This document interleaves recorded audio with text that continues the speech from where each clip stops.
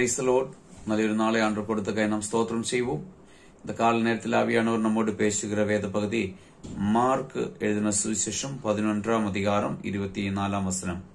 The book of Mark chapter 11 verse 24. ஆதலால் நீங்கள் ஜெபம் பண்ணும்போது எவைகளை கேட்பீர்களோ அவைகளை பெற்றுக்கொள்ளுவோம் என்று விசுவசியுங்கள், அப்பொழுது அவைகள் உங்களுக்கு உண்டாகும் என்று சொல்கிறேன். இது இயேசு சொன்ன ஒரு வார்த்தை. நாம் எவை கேட்டாலும் அதை கொடுக்கும்படிக்கு அவர் வல்லமை உள்ளவராயிருக்கிறார். அவர் நம்மோடு கூட இருக்கிறார். அவர் நம்மளை கைவிட மாட்டார்.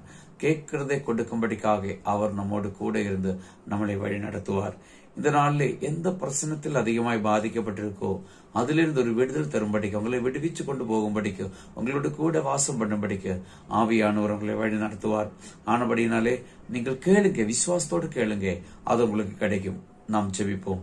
நல்ல ஆண்டவரை நன்றி செலுத்துகிறோம். இந்த கால நேரத்தில் என்ன கேட்கிற ஒவ்வொரு பிள்ளைகளையும் இந்த வசனத்தின்படி பிதா குமார பரிசுத்தாவின் நாமத்தில் ஆசீர்வதி ஜெபிக்கிறோம். இயேசுவின் நாமத்தில் பிதாவே, ஆமென்.